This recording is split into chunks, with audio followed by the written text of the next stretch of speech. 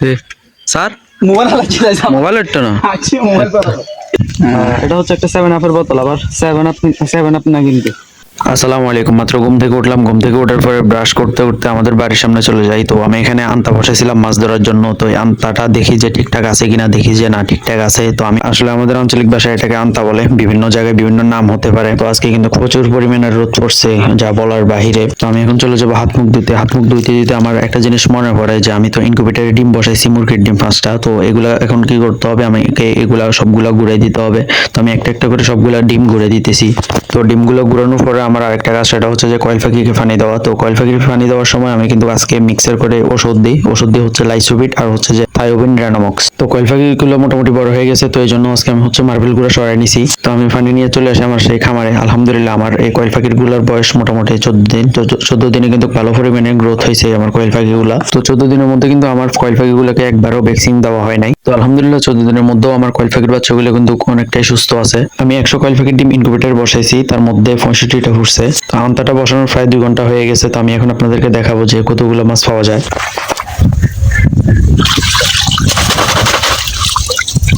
ভালোই লাগছে, আরো বেশি একটু তোরা লাগাতাম দেখছি বুঝছেন দিয়ে না সব দেন।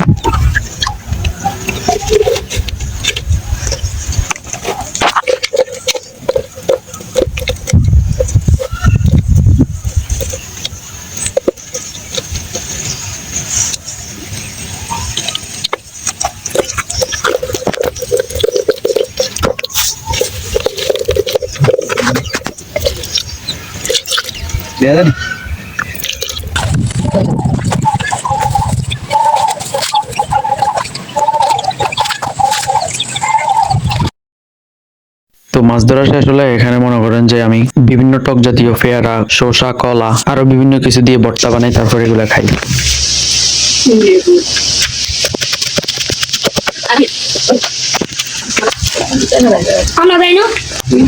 বিশাল লাগতো না।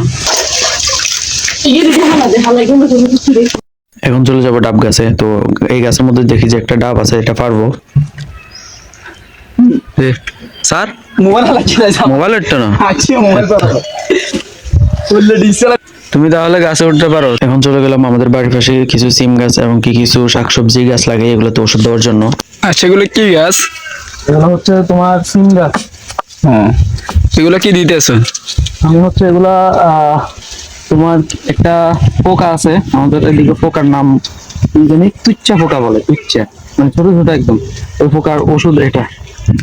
এটা হচ্ছে একটা 7 আপের বোতল, আবার 7 আপ না কিন্তু। আবার এদিকে কিন্তু 7 আপ বাড়িতে চলে গেছে। কি 7 আপ দল করো না? নো নো, এসব 7 আপ কেউ করে না। আজকে প্রচুর রোদ। এই রোদ হওয়ার কারণে তো আমি ওষুধটা দিতে পারতেছি। যদি বৃষ্টি হতো তাহলে তো ওষুধ দেওয়ার পর ওষুধগুলো চলে যেত বৃষ্টির পানিতে।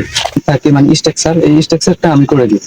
পরবর্তীতে আমার আম্মু এগুলো একটু খাটনি ঘরে গাছ টাছ বাইসে রেখে দেয়, তখন এগুলো জোড়ায় না। বাসাটা শুধু লাগিয়ে রাখলে হয় না, এগুলোকে যত্ন করতে হয়। তো ওই কাজগুলো আমার আম্মু করে আর কি। এখানে তো দেখি কলা গাছও আছে। এটা হচ্ছে বাংলা কলা গাছ। আর ওইটা হচ্ছে যে তোমার কি কলা বলে, সাগর কলা। যেটা খাওয়া যায়, বড় বড় হয় আর কি, দোকানে যে বেশ বড় বড় কলাগুলো। আর এটাও তোমার সাগর কলা। আর ওই সাইডে আরো কয়েকটা লাগাইছিলাম, কিন্তু এখানে তো প্রচুর ডাব গাছও আছে। যে ডাব আছে কিন্তু হচ্ছে যে গাছের গোড়ায় মাটি নাই, তো অনেক এখানে রাখা যাবে না, রিক্স। এগুলো হচ্ছে যে শাল কুমড়া গাছ। এগুলো লাগাইছি বেশি দিন হয় না, এক সপ্তাহ হয়েছে, এক সপ্তাহের ভিতরে কিন্তু মোটামুটি। এগুলো আবার হাইব্রিড গুলা। এটা হচ্ছে আরেকটা সিম গাছ। এটা তো মনে হয় দেশি। হ্যাঁ, এটাও দেখি। চারটে আছে না লব্বা সরি, এগুলো লাগাও নাই? না না, এগুলা হচ্ছে লাগানো যায়, তবে হচ্ছে ওইগুলা একটা সিজন থাকে, সিজনের সময় লাগাইলে ভালো ফলন হয়। এমনিতে এখন যদি লাগাই এগুলাতে পোকা ধরার সম্ভাবনা বেশি। শুধু এই যে এখানে লাউ গাছ আছে, লাউ আসলে একটাও নাই, লাগানোর পরে 4টা ধরছে, ধরার পরে এগুলো খাওয়া শেষ। আর এখন ধরে নাই, করা ফেলতেছে কিন্তু এখনো ধরে নাই। হচ্ছে শামীম ওস্তাদ, তিনি হচ্ছে লাউ গাছে উনি ওষুধ দিতেছে। এখন বাজে সন্ধ্যা প্রায় 6টা। এখনো সূর্যের যে তাপ মানে বলার বাইরে। সন্ধ্যা 6টা বাজে, কেউ কি আসলে বলতে পারবেন যে এখন সন্ধ্যা 6টা বাজে? আমি আপনাদেরকে ভিউটা দেখাচ্ছি। এই যে এখনো সূর্যের যে তাপ, এই যে মানুষ এখনো খেতে খামারে আছে, কাজ করতেছে, কিন্তু এখনো সূর্যের যে তাপ দেখে বোঝা যায় না যে আপনার সন্ধ্যা 6টা বাজে। কি রে, আসলে কি সন্ধ্যা 6টা বাজে? হ্যাঁ, তো সূর্যের এত তাপ কা জানো না জানো স্যার? আজকে যে পরিমাণ রোদ পড়ছে যা বলার বাইরে। এখন বাজে 6টা 30 সম্ভবত। তো 6টা 30ও এখনো একদম পুরো ক্লিয়ার দিন, দিন অনেক বড় এখন। সারাদিন কাজ, টুকটাক কাজ করার পরে অথবা ঘোরাফেরার পরে এখন আসছে সন্ধ্যার সময় এখানে একটু বসার জন্য। প্রচুর পরিমাণে বাতাস, এখানে বসে থাকতে খুব ভালো লাগতেছে। তা আমার সাথে আছে আমার বন্ধু শামীম। তুমি কিছু কি বলবা? না, আমি কিছু বলবো না, আমি বাতাস খাই। আপনি যে কথা বলছেন এখানে একটু শোনা যায় নাই। এখন বাজে রাত প্রায় 12টা 55। তো আমরা এখন খেলা চাওয়ার জন্য যাইতেছি যে দোকানে।